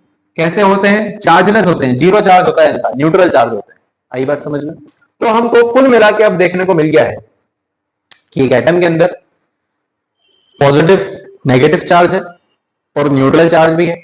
न्यूक्लियस के अंदर न्यूट्रॉन प्रोटॉन साथ में रहते हैं, जो कि उस एटम के मास के लिए रिस्पॉन्सिबल है। इस न्यूक्लियस के अराउंड सर्कुलर ऑर्बिट्स है, जिनको एनर्जी लेवल्स कहते हैं, एनर्जी शेल्स कहते हैं, जहां पे जब इलेक्ट्रॉन घूमता है तो एनर्जी रेडिएट नहीं होती, इसलिए एटम स्टेबल होता है। ये हमको अभी तक के पता है, जितना हमने पढ़ा। इसके बाद जो थ्योरीज आएगी 11th-12th में वो बात की कहानी है, बट 9th क्लास के लिए हमको इतना पता है आज के टाइम पे। आगे बात करते हैं नए टॉपिक्स की, that is atomic number and mass number. हमारे पीरियोडिक टेबल को अगर आप देखो तो पीरियोडिक टेबल में जो एटम्स अरेंज्ड है वो एटॉमिक नंबर के अकॉर्डिंग है। मतलब hydrogen, helium, lithium, beryllium, boron, carbon, nitrogen, oxygen, fluorine, neon, sodium, magnesium, aluminium, silicon, phosphorus, sulphur, chlorine, argon, potassium, calcium, scandium, titanium, vanadium, krypton, manganese, iron, cobalt, nickel, copper, zinc. ये 30 element के नाम मैंने बोले। ये 30 element कैसे हैं भाई? Atomic number के ऑर्डर में एक के नीचे एक अरेंज है। मतलब हाइड्रोजन का एटॉमिक नंबर 1, हीलियम का 2, लिथियम का 3, बेरिलियम का 4, इस ऑर्डर में अरेंज है। एटॉमिक नंबर को हम रिप्रेजेंट करते हैं Z नाम के सिंबल से। हमको एटॉमिक नंबर बताता है कि किसी भी एटम में कितने नंबर ऑफ इलेक्ट्रॉन्स प्रेजेंट है। मतलब अगर हीलियम का एटॉमिक नंबर 2, मतलब कितने इलेक्ट्रॉन? 2 इलेक्ट्रॉन। बेरिलियम का एटॉमिक नंबर 4, कितने इलेक्ट्रॉन? 4 इलेक्ट्रॉन। कार्बन का 6, कितने इलेक्ट्रॉन? 6 इलेक्ट्रॉन। अगर एटम न्यूट्रल है, उसके ऊपर अगर कोई चार्ज प्रेजेंट नहीं है, तो जितने नंबर ऑफ न्यूट्रॉन्स प्रेजेंट होंगे, सॉरी इलेक्ट्रॉन्स प्रेजेंट होंगे, उतने ही नंबर ऑफ प्रोटॉन्स भी प्रेजेंट होंगे। मतलब क्या है इस बात का? मतलब ये है प्यारे बच्चों कि अगर मैं कोई एटॉमिक नंबर बोल रहा हूं 7 एटॉमिक नंबर किसका होता है भाई? नाइट्रोजन का। अगर मैं बोल रहा हूं कि ये जो नाइट्रोजन है इसके ऊपर कोई चार्ज प्रेजेंट नहीं है, no charge is present on it, neutral है, इसका मतलब क्या है कि एटॉमिक नंबर हमको बताएगा, अगर 7 इसका एटॉमिक नंबर है तो ये बताएगा कि नाइट्रोजन में नंबर ऑफ इलेक्ट्रॉन्स भी 7 है और नंबर ऑफ प्रोटॉन्स भी 7 है। क्यों होगा भाई ऐसा? क्योंकि हम पहले समझ चुके हैं, क्योंकि अगर चीज न्यूट्रल है तो उसमें इलेक्ट्रॉन्स के नंबर और प्रोटॉन्स के नंबर, यानी अच्छाई और बुराई, पॉजिटिव और नेगेटिव, दोनों ही सेम होता है। तो हमको ये समझ में आ गया कि अगर न्यूट्रल एटम है तो atomic number he number of electrons होगा और नंबर ऑफ प्रोटॉन्स भी होगा। अगला आता है हमारे पास मास नंबर। मास नंबर हमको बताता है कि इस एटम के अंदर कितना amount of number of protons और नंबर ऑफ न्यूट्रॉन्स है। याद रखना, मास नंबर का मतलब एटॉमिक मास नहीं है, ये मास नंबर है, एक ऐसा वैल्यू जो आपके मास को एक न्यूमेरिकल वैल्यू दे रहा है, क्योंकि मास तो एक्चुअली में 10 की पावर्स में डिसाइड होता है, 10 टू द पावर -27। अब अगर मैं हर एटम का मास वैसे याद करने लग जाऊं तो पॉसिबल ही नहीं होगा मेरे लिए कि मैं याद कर सकूं, इसलिए हम उसको मास नंबर के नाम से जानते हैं। मास नंबर आपको बताता है कि किसी एटम में number of neutrons plus number of protons की वैल्यू क्या है। मास नंबर का सिंबल क्या होता है भाई? ए। अगर किसी एटम को आपको रिप्रेजेंट करना है, फॉर एग्जांपल उस एटम का जो सिंबल है एक्स है, या फिर कार्बन का बोलो सी है, नाइट्रोजन का एन है, तो पहले उसका हम सिंबल लिखते हैं, ऊपर हम उसका मास नंबर लिखते हैं, नीचे हम उसका एटॉमिक नंबर लिखते हैं, that is x power A base Z. अगर मैं कार्बन की बात करूं तो कार्बन का जो मास होता है, मास नंबर होता है, वो होता है 12, एटॉमिक नंबर होता है 6। अगर कोई पूछ ले कि भाई कार्बन में कितने न्यूट्रॉन्स प्रेजेंट है, तो भाई देखो एटॉमिक नंबर शो कर रहा है number of electrons and protons जो कि ये 6, मास नंबर शो कर रहा है प्रोटॉन्स प्लस न्यूट्रॉन्स जो कि ये 12। अगर मैं 12 में से 6 को माइनस करूंगा तो आएगा 6, that is number of neutrons. तो आप mass number and atomic number को माइनस करके पता कर सकते हो कि कितने नंबर ऑफ न्यूट्रॉन्स किसी एटम में प्रेजेंट है। नेक्स्ट कहानी की तरफ बढ़ते हैं भाई। कुल मिला के इतने एलिमेंट्स आपको पढ़ना जरूरी है। 20 तक के एलिमेंट्स का इलेक्ट्रॉनिक कॉन्फ़िगरेशन आपको पता होना चाहिए। इलेक्ट्रॉनिक कॉन्फ़िगरेशन क्या होता है, ये कहानी क्या होती है, ये मैं आपको अभी आगे समझाने वाला हूं। ये होते हैं इनके सिंबल्स, इनके एटॉमिक नंबर्स, इनके एटॉमिक मासेस। इस चार्ट को, ये जो आपको दिख रहा है, मैं हट जाता हूं सामने पे, ये जो आपको चार्ट दिख रहा है इसको आपको याद करना बहुत जरूरी है, बिकॉज इसको याद किए बगैर आप कोई भी क्वेश्चन आगे आने वाली केमिस्ट्री का जो 10th में आने वाली है, या फिर अभी इस चैप्टर के जो सवाल आने वाले हैं वो नहीं कर पाओगे। तो सबसे ज्यादा इंपॉर्टेंट है ये। आप अगर कहीं पर भी सर्च करेंगे तो आपको बहुत सारी फालतू की ट्रिक्स देखने को मिलेगी, उन ट्रिक्स के पीछे मत पड़ना। Simple authentic way, hydrogen, helium, lithium, beryllium, boron, carbon, nitrogen, oxygen, ये एक लय की तरह, एक रट्टे की तरह मारना है इसको आपको। हर चीज में ट्रिक्स ढूंढना, शॉर्टकट ढूंढना is not a good thing. Tricks जरूरी होती है चीजों को याद रखने के लिए, हाँ, बट तब जरूरी नहीं होती जब आपका वो टाइम बहुत ज्यादा कंज्यूम करे और फिर भी आपका सवाल सही होगा कि नहीं इसकी गारंटी ना हो। इसलिए बेहतर है कि आप इसको इसी ऑर्डर में इंसानों की तरह बार बार बोलकर याद करें। और मेरा आपसे वादा है कि एक बार आप बोलना शुरू करेंगे तो आपकी सिम्फनी बनेगी और आपको अपने आप ही याद हो जाएगा। आगे बढ़ते हैं अगली कहानी पे। अगली कहानी हमारे पास आती है वैलेंस इलेक्ट्रॉन की। और वैलेंस इलेक्ट्रॉन के पहले हम देख लेते हैं कि हमारा इलेक्ट्रॉनिक कॉन्फ़िगरेशन क्या होता है। अब देखो भाई, इलेक्ट्रॉनिक कॉन्फ़िगरेशन क्या होता है, थोड़ी सी सेटिंग कर ले हम। देखो, ये हमारा है न्यूक्लियस, ठीक है सर, ये आपका हो गया न्यूक्लियस। अगर ये न्यूक्लियस है तो इसके आजू बाजू प्रेजेंट है मेरे पास मेरे शेल्स, ऐसे सर्कुलर शेल्स प्रेजेंट है मेरे पास, जिसके अंदर मेरा इलेक्ट्रॉन रिवॉल्व कर रहा है। इसके अंदर क्या रिवॉल्व कर रहा है भाई मेरा? इसके अंदर रिवॉल्व कर रहा है मेरा इलेक्ट्रॉन। ये रहे मेरे इलेक्ट्रॉन्स जो कि रिवॉल्व कर रहे हैं। नील बोहर मॉडल के अकॉर्डिंग क्या है भाई, पहले शेल में 2 इलेक्ट्रॉन्स, दूसरे शेल में 8 इलेक्ट्रॉन्स। बनाने का तरीका देख लो, इस तरीके से बनाना है, ऐसा नहीं कि कहीं पर भी आपने 8 इलेक्ट्रॉन शो कर दिए, कुछ ऐसा कहानी है। जो इलेक्ट्रॉनिक कॉन्फ़िगरेशन की हम बात कर रहे हैं, इलेक्ट्रॉनिक कॉन्फ़िगरेशन, इसका मतलब क्या है प्यारे बच्चों? इसका मतलब है इलेक्ट्रॉनिक मतलब इलेक्ट्रॉन, कॉन्फ़िगरेशन मतलब अरेंजमेंट।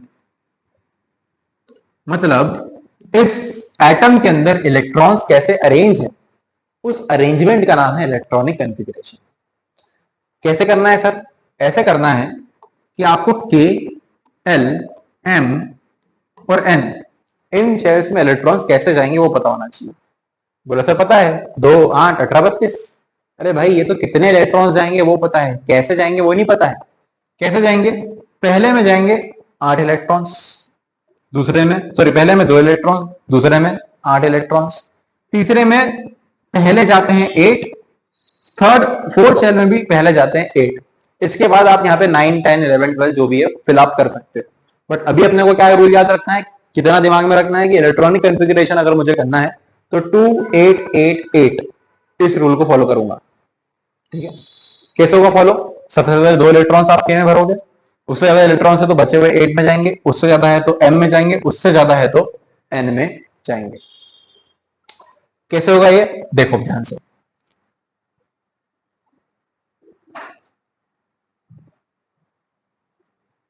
अगर मैं बात करूं सबसे पहले एटम की, हाइड्रोजन की, एटॉमिक नंबर 1। अगर 1 एटॉमिक नंबर है इसका मतलब इसमें नंबर ऑफ इलेक्ट्रॉन्स कितने हैं? 1। तो इसका इलेक्ट्रॉनिक कॉन्फ़िगरेशन क्या होगा हाइड्रोजन का? K L M N। पहले शेल में एक इलेक्ट्रॉन हो गया, इलेक्ट्रॉनिक कॉन्फ़िगरेशन खत्म। दूसरा helium, atomic number 2। 2 atomic number मतलब इसके अंदर 2 इलेक्ट्रॉन्स है। पहले शेल में कितने इलेक्ट्रॉन्स आते हैं? मैक्सिमम 2। कितने भर देंगे?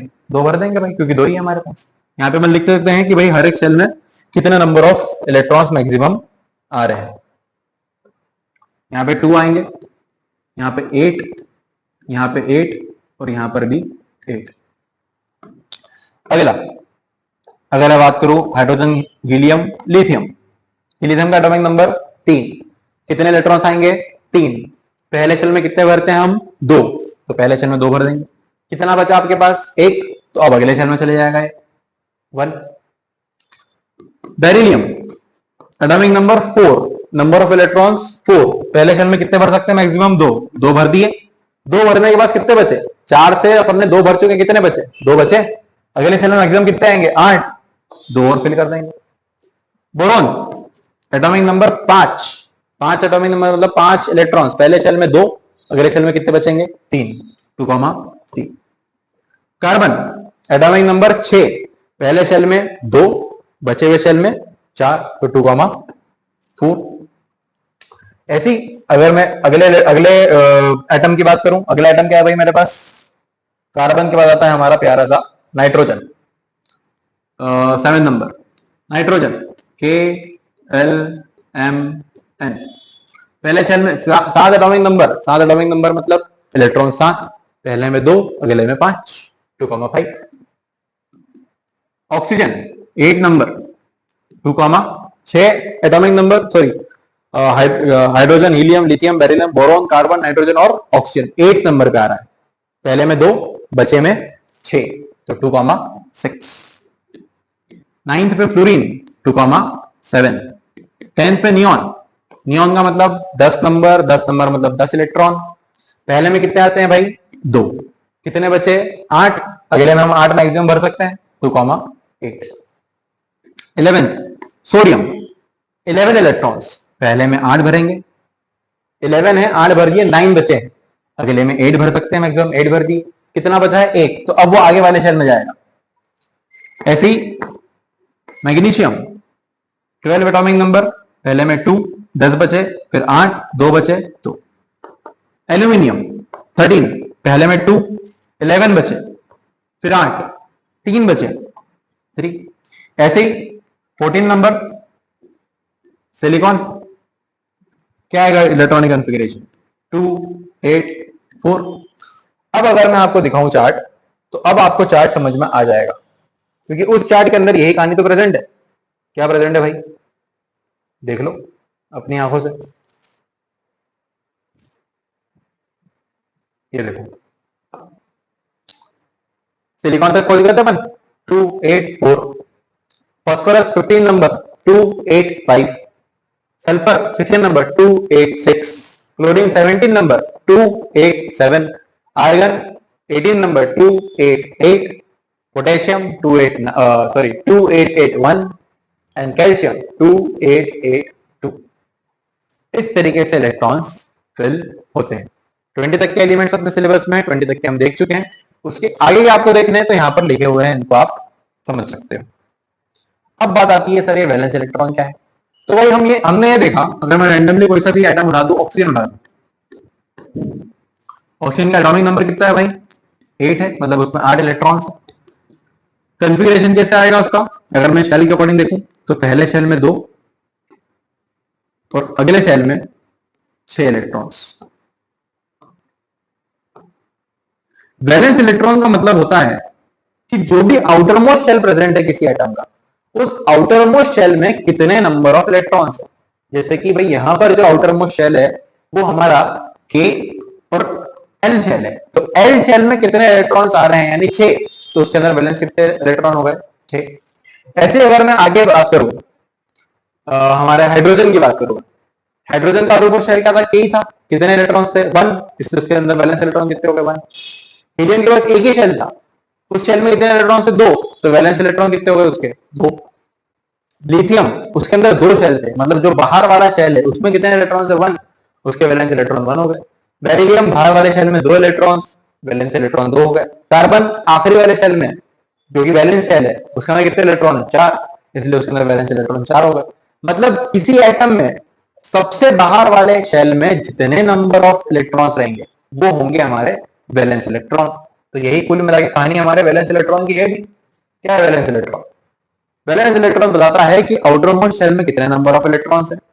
जो वैलेंस इलेक्ट्रॉन रहते हैं इनकी खास बात यह है कि यही नंबर ऑफ इलेक्ट्रॉन्स किसी भी केमिकल रिएक्शन में बांट लेते हैं। यही इलेक्ट्रॉन्स एटम के बाहर जाएंगे, अंदर आएंगे, जो भी कुछ होगा इन्हीं इलेक्ट्रॉन्स की वजह से होगा।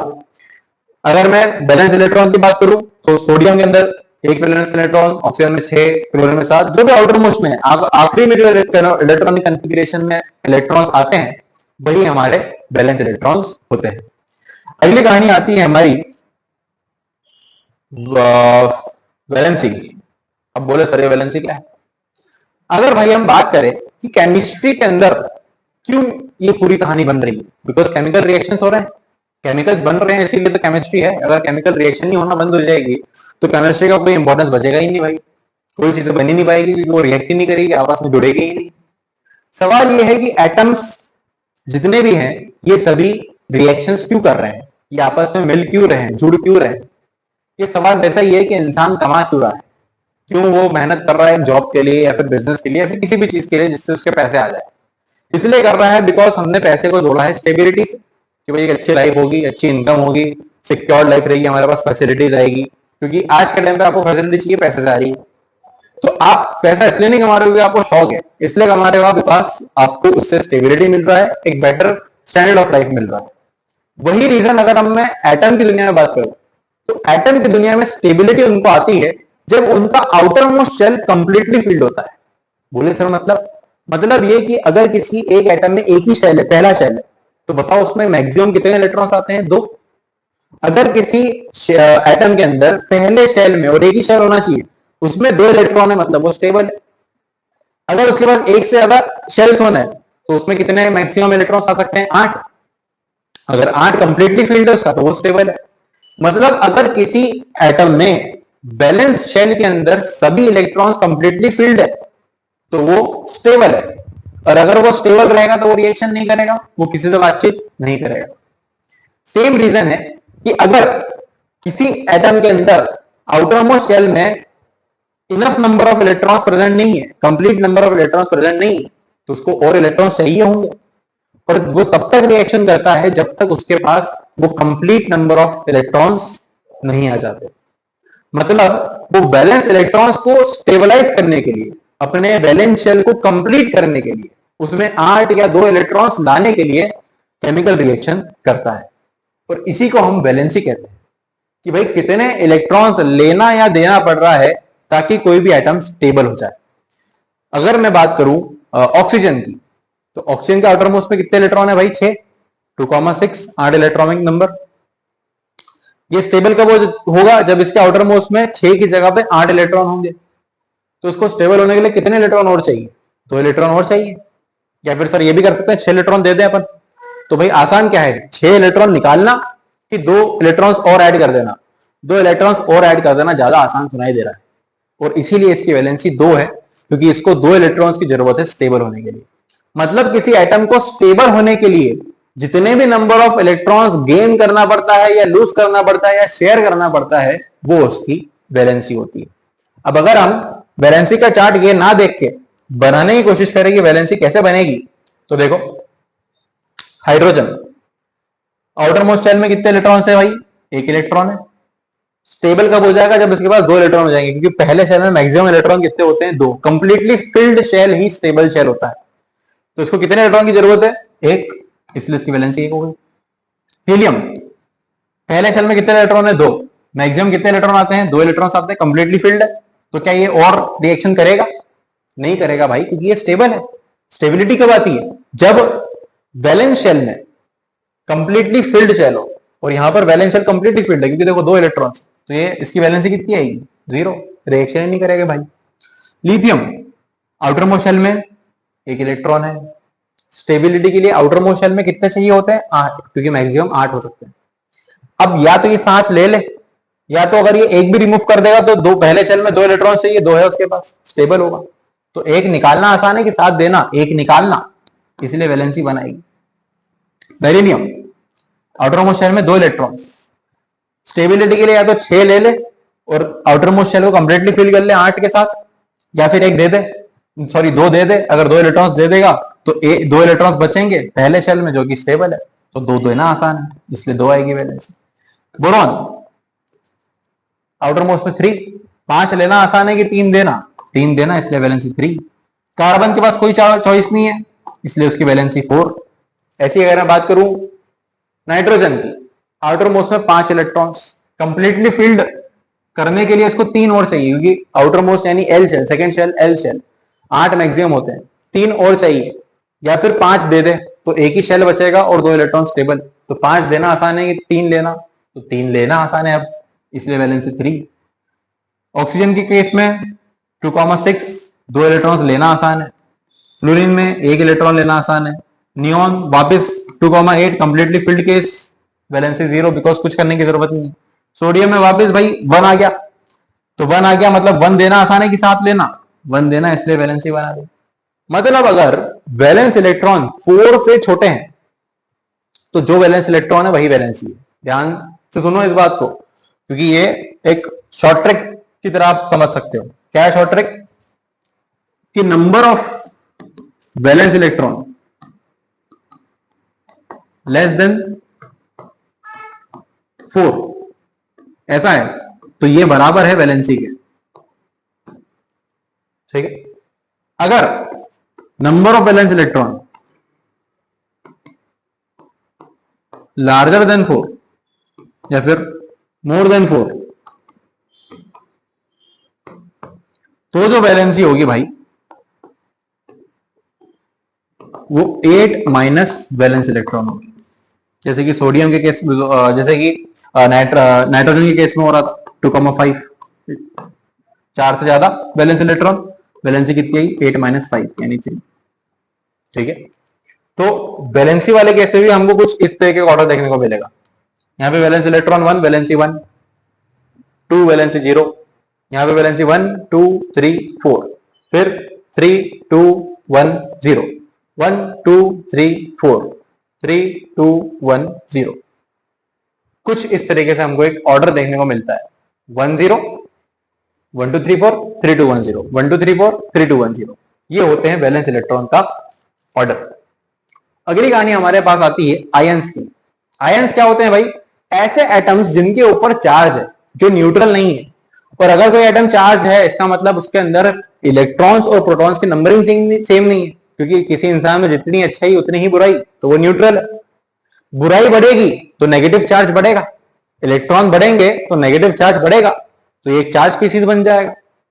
अगर नेगेटिव चार्ज कम होगा, प्रोटॉन से कम होने लग जाएगा, तो पॉजिटिव चार्ज अपने आप बढ़ेगा, अच्छाई बढ़ जाएगी, तो ये भी चार्ज स्पीसीज है, चार्ज एटम है।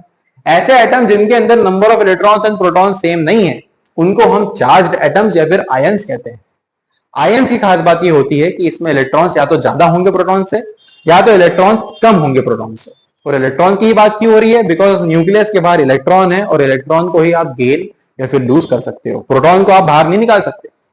अगर कोई एटम इलेक्ट्रॉन को गेन करता है, इलेक्ट्रॉन को गेन करने पे उस पर नेगेटिव चार्ज आता है और वो एक नेगेटिव आयन बनता है, जिसको हम एन आयन कहते हैं। एन आयन का मतलब क्या है भैया? इलेक्ट्रॉन्स को गेन करा है, नेगेटिव चार्ज आया। और अब आप समझ रहे होगे कि मैंने एनोड जब पढ़ाया था, आपको बताया था, तो पॉजिटिव था। एनोड पॉजिटिव क्यों है? क्योंकि एनायन को अट्रैक्ट करता है। एनोड मतलब पॉजिटिव, ये पॉजिटिव है, इसीलिए वो एनायन को अट्रैक्ट कर रहा है। कैटायन क्या है भाई? अगर कोई एटम इलेक्ट्रॉन्स लूज कर रहा है, तो इलेक्ट्रॉन्स लूज करेगा तो नेगेटिविटी कम होगी, नेगेटिविटी कम होगी तो पॉजिटिव चार्ज बढ़ेगा, पॉजिटिव चार्ज को कैटायन कहते हैं। अब आप समझ रहे होंगे कैटायन को पॉजिटिव क्यों बोल रहे हैं हम, क्योंकि वो कैथोड की तरफ जाता है। कैथोड कैटायन, कैथोड नेगेटिव है, पॉजिटिव कैटायन को अट्रैक्ट करता है। कैथोड कैटायन, ये याद रखना बिकॉज अभी आगे काम आएगा आपके। एनोड एनायन, एनोड पॉजिटिव है इसीलिए एनायन नेगेटिव को अट्रैक्ट करता है। सोडियम की अगर मैं बात करूं तो 2,8,1 इसका इलेक्ट्रॉनिक कॉन्फ़िगरेशन है। एक इलेक्ट्रॉन निकालना आसान है, अगर एक इलेक्ट्रॉन निकालूंगा तो इसके ऊपर Na+ पॉजिटिव चार्ज आ जाएगा, ये एक पॉजिटिव चार्ज यानी कैटायन बन जाएगा। क्लोरीन 287 स्टेबिलिटी के लिए एक इलेक्ट्रॉन ले लेगा तो इसके अंदर 8 इलेक्ट्रॉन हो जाएंगे। अगर मैं एक इलेक्ट्रॉन दूंगा तो उसके ऊपर नेगेटिव चार्ज आएगा जो उसको स्टेबलाइज करेगा और उसको हम कहेंगे एनायन। आई होप आपको आयन समझ में आ चुके होंगे। कैटायन मतलब पॉजिटिव चार्ज, एनायन मतलब नेगेटिव चार्ज। अगली कहानी आती है आइसो इलेक्ट्रॉनिक स्पीसीज। क्या बोले sir? Iso electronic species. Iso electronic species क्या है भाई? आइसो मतलब सेम, इलेक्ट्रॉनिक मतलब इलेक्ट्रॉन। ऐसे एटम्स, ऐसे आयंस जिनके पास सेम नंबर ऑफ इलेक्ट्रॉन्स हैं। मतलब मान लो मैं सोडियम प्लस ले लू, Na+, Mg2+, ये ले लू। इसमें कितने इलेक्ट्रॉन आएंगे? सोडियम के पास नॉर्मली कितने इलेक्ट्रॉन होते हैं? 11। प्लस चार्ज है मतलब एक इलेक्ट्रॉन कम है इसलिए प्लस चार्ज आया, तो इलेक्ट्रॉन कितने हो गए? 10। मैग्नीशियम के पास नॉर्मली कितने होंगे? 12। 2+ है मतलब 2 इलेक्ट्रॉन्स कम हो गए, तो 12 में से 2 कम हो गए, कितने बचे? 10। अब देखो इनके पास नंबर ऑफ इलेक्ट्रॉन सेम आ रहा है, तो ऐसे चार्ज स्पीसीज जिनके नंबर ऑफ इलेक्ट्रॉन सेम होते हैं उनको हम आइसो इलेक्ट्रॉनिक कहते हैं, जैसे कि Na+, Mg2+। अगर मैं बात करूं क्लोरीन माइनस की, क्लोरीन माइनस मतलब क्लोरीन का एटॉमिक नंबर 17 इलेक्ट्रॉन्स नॉर्मली होगी, लेकिन अगर मैंने इसको ऊपर एक नेगेटिव चार्ज दिया मतलब एक इलेक्ट्रॉन बढ़ा दिया है, तो अब इसके पास आ चुके हैं 18 इलेक्ट्रॉन्स। ठीक है। ऐसे ही अगर मैं और कोई एटम लेकर आ जाऊंगा और उसको एक और नेगेटिव चार्ज या 2 और नेगेटिव चार्ज दूंगा और उसके अंदर भी नंबर ऑफ इलेक्ट्रॉन्स 18 कर दूंगा, तो उसके अंदर वो आइसो इलेक्ट्रॉनिक स्पीसीज बन जाएंगे, बिकॉज उसके अंदर सेम नंबर ऑफ इलेक्ट्रॉन्स आ जाएंगे। आई बात समझ में? तो हमारा अगला टॉपिक आया है आइसोटोप एंड आइसोबार्स। आइसोटोप क्या होता है और आइसोबार क्या होता है, समझते हैं। आइसोटोप एक ऐसी स्पेशल स्पीसीज होती है जिन एटम्स में एटॉमिक नंबर सेम होता है और मास अलग अलग होता है। आइसोबार वो होते हैं जिनका मास सेम होता है और एटॉमिक नंबर अलग अलग होता है। क्या बोले सर, क्या बोले आप? आइसोटोप में क्या हो रहा है? एटॉमिक नंबर सेम, मास अलग। एटॉमिक नंबर सेम, मास अलग। एटॉमिक नंबर सेम, मास अलग। आइसोटोप मतलब एटॉमिक नंबर सेम, मास अलग। एग्जांपल हाइड्रोजन, इसके 3 आइसोटोप है, प्रोटियम, ड्यूटेरियम, ट्रिटियम। एक का एटॉमिक नंबर है 1, दूसरे का भी 1, तीसरे का भी 1। मास एक का 1, सेकंड का सेकंड और थर्ड का 3।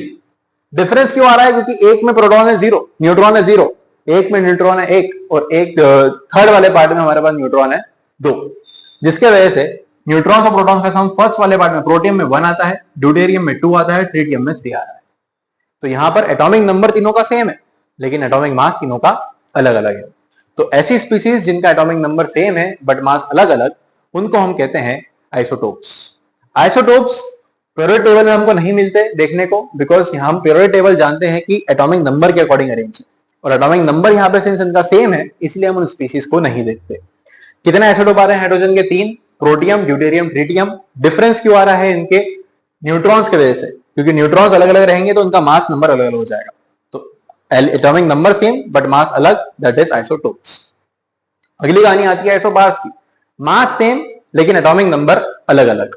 मतलब आर्गन और कैल्शियम ले लू मैं, दोनों का एटॉमिक मास है 40-40 लेकिन नंबर अलग अलग, देखो 18 और 20। तो नंबर अलग अलग है बट मास सेम है। तो दो अलग अलग चीजें और mass same, that is isobar. Isotope atomic number same, mass अलग अलग। ठीक है। तो एक ही चीज, एक ही एलिमेंट के 2 पार्ट होंगे तो वो आइसोटोप है। एक ही सेम एलिमेंट के 2 पार्ट, 2 अलग अलग एलिमेंट आए लेकिन मास सेम, तो वो आइसोबार। समझ रहे हो? तो ये ऐसे समझो कि एक ही भगवान के 2 रूप है तो वो आइसोटोप है। ठीक है। लेकिन अगर 2 अलग अलग भगवानों के सेम पावर्स है तो वो आइसोबार है। समझ रहे हो बात को? यहाँ पे आइसोटोप में क्या हो रहा है? एटॉमिक नंबर सेम, मास अलग अलग। हाइड्रोजन सेम, हाइड्रोजन हाइड्रोजन है, एटॉमिक नंबर दोनों का सेम है, लेकिन एक प्रोटियम बन गया, एक ड्यूटेरियम बन गया, मास 1 और 2। ऐसी क्लोरीन के भी 2 आइसोटोप होते हैं। देन यूरेनियम के भी 2 आइसोटोप होते हैं। ऐसे ही आइसोबार में क्या है? मास अलग अलग है लेकिन नंबर सेम है, सॉरी मास अलग अलग है बट यहाँ पर सॉरी मास सेम है, लेकिन अलग अलग क्या है, यहाँ पर नंबर अलग अलग है। तो देखो आर्गन और कैल्शियम मास सेम है 40-40, बट इनका जो नंबर है वो अगर आप देखो तो वो अलग अलग है। तो आइसोटोप में एटॉमिक नंबर सेम, मास अलग। आइसोबार में मास सेम, एटॉमिक नंबर अलग अलग। नंबर सेम, मास अलग अलग, isotope mass number same, atomic number अलग अलग, दैट इज आइसोबार। यही बात समझ में, इतने पार्ट में कोई दिक्कत तो नहीं है। ये कुछ जो डिफरेंसेस है वो तो आपको देखने को समझ में आ ही गए होंगे जो अपन ने देखे अभी। एप्लीकेशंस जो है वो आपको कुल मिला के पता होना चाहिए कि क्या एप्लीकेशंस है इसके, तो आप एक बार इसको देख लेना। हम आइसोटोप समझ चुके हैं जिनका एटॉमिक नंबर सेम होता है बट इनका मास अलग अलग होता है। एग्जांपल हाइड्रोजन के 3 isotope, protium, deuterium, tritium. Isobar में क्या हो रहा है भैया, मास नंबर जो है ये सेम है लेकिन एटॉमिक नंबर अलग अलग। तो कुल मिला के हम इतना पार्ट इस चैप्टर में कवर कर चुके हैं। थैंक यू वेरी मच हमारे साथ बने रहने के लिए और मेरा इस पूरे लेक्चर को देखने के लिए। आई होप आपको सभी टॉपिक्स क्लियर हो चुके होंगे। जो भी आपके डाउट्स हो मुझे कमेंट सेक्शन में बता देना, मैं उसको क्लियर कर दूंगा। मेरा नाम Kshitij Malviya. Thank you very much PKT classes के साथ बने रहने के लिए। अगले लेक्चर में मिलते हैं नए टॉपिक के साथ। Thank you very much. Channel को प्लीज सब्सक्राइब करें अगर आपको समझ में आ रहा है, और डाउट्स के लिए मुझे हमेशा याद करते रहे। Thank you.